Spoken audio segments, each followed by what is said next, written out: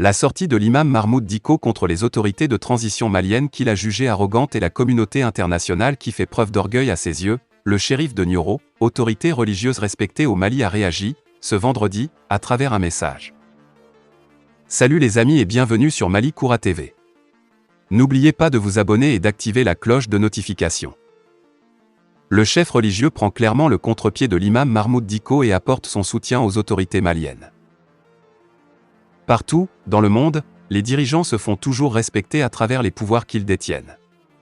Aucun pays n'aime être humilié ou vilipendé par une autre puissance quelconque, quelle que soit la richesse ou la diplomatie de cette dernière, fait savoir le shérif de Nioro, Mohamed Ould Cheikh Amaoula, dit Bouille.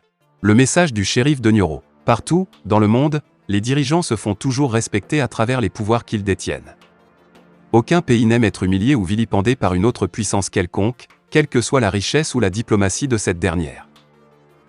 Moi, Bouillé, ma position reste intacte face à ces dirigeants tant qu'ils continuent à sauver l'honneur et la dignité des Maliens. Nous avons été humiliés aux yeux du monde entier à travers nos propres dirigeants. Aujourd'hui, notre pays connaît un régime militaire qui donne un nouvel élan et une nouvelle dignité à son peuple. Raison pour laquelle je réitère, une fois de plus, mon soutien et mon accompagnement à cette transition. Et je demande à mes fidèles et sympathisants de soutenir cette transition. Après la sortie très médiatique, ce jeudi 26 mai 2022, de l'imam Mahmoud Dicko au forum de Bamako, le shérif de Nioro, Mohamed Ould Cheikh Ahmed Amaoula, a réagi dans son traditionnel message de ce vendredi 27 mai 2022. Le shérif, prenant à contre-pied les propos de l'imam, a réitéré son soutien et son accompagnement aux autorités de la transition et appelé ses sympathisants à les soutenir. Partout, dans le monde, les dirigeants se font toujours respecter à travers les pouvoirs qu'ils détiennent. Aucun pays n'aime être humilié ou vilipendé par une autre puissance quelconque, quelle que soit la richesse ou la diplomatie de cette dernière. Moi, Bouillé, ma position reste intacte face à ces dirigeants tant qu'ils continuent à sauver l'honneur et la dignité des Maliens.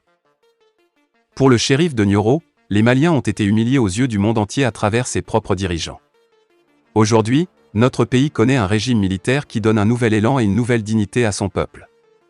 Raison pour laquelle je réitère, une fois de plus, mon soutien et mon accompagnement à cette transition, et je demande à mes fidèles et sympathisants de soutenir cette transition, a lancé le dignitaire religieux basé à Nioro.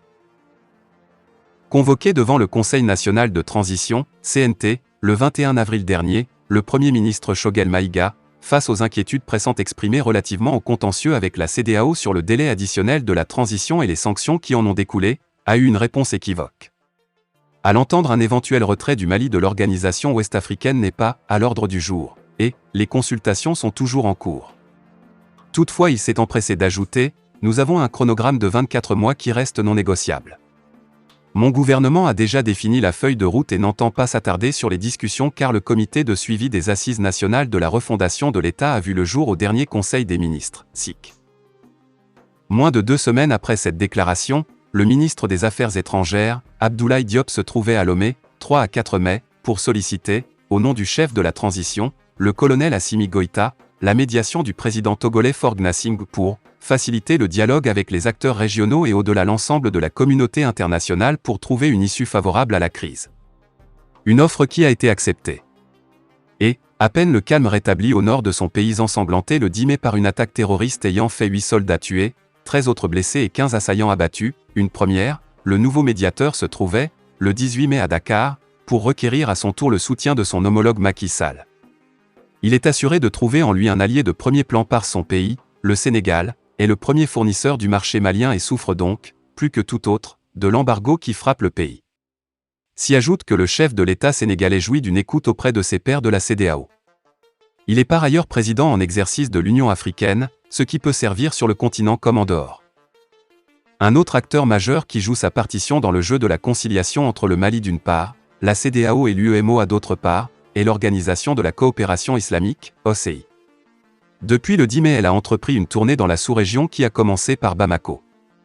Son objectif proclamé, établir un dialogue apaisé entre les protagonistes, dans le respect de la dignité et de la souveraineté du peuple malien tout en permettant à l'organisation sous-régionale de sortir par le haut.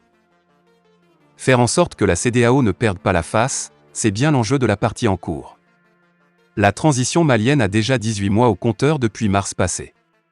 Lui accorder 24 mois supplémentaires la porterait à 42 mois soit 3 ans et demi. Un mandat présidentiel normal à 1 an et demi près.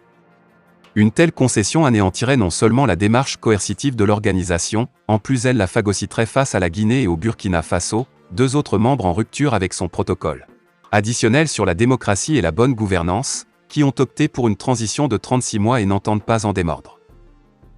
L'issue de ce bras de fer consisterait donc en ce que les protagonistes s'accordent sur un compromis de 20 mois à équidistance des 24 mois décidés par Bamako et des 16 mois concédés par Abuja, relayant ainsi une proposition algérienne portée par l'UA. À défaut une sortie du Mali de la CEDEAO, que des agitateurs jusqu'aux boutistes dans l'entourage des militaires continuent à réclamer à corps et à cri, serait tout simplement suicidaire. Cette organisation constitue, en effet, le meilleur cadre existant à ce jour pour la promotion des États et l'épanouissement des populations dans la coopération et l'entraide. 47 ans après sa création à Lomé, elle possède à son actif des avancées remarquables en matière d'intégration économique notamment dans les secteurs industriels, commercial, des transports, des infrastructures, de la banque, de l'assurance, des télécommunications, de l'énergie, de l'éducation, de l'hôtellerie, etc. L'objectif recherché étant dans un avenir rapproché la création d'une union économique et monétaire. Le lancement de sa monnaie commune, après plusieurs reports, est attendu en 2027. À plus long terme, celle de la Fédération des États d'Afrique de l'Ouest perçue comme un modèle de prospérité économique et de réussite démocratique dans un environnement de paix, de stabilité et de sécurité. Ces atouts sont une population de près de 387 millions d'âmes, soit 32% de la population africaine, un territoire de 5 113 000 km², des ressources naturelles diversifiées et abondantes, des opérateurs économiques entreprenants et audacieux. Le Mali, qui en compte beaucoup dans quasiment tout l'espace communautaire, n'a rien à gagner en le quittant. En revanche, il a tout à perdre. Post-scriptum, preuve de l'attractivité de la CEDEAO, la Mauritanie, qui s'en était retirée en 2000, est revenue en 2017 sous la forme d'un accord de partenariat économique, le Maroc est candidat à l'adhésion et la Tunisie est membre observateur. Fin de la vidéo, merci pour votre attention.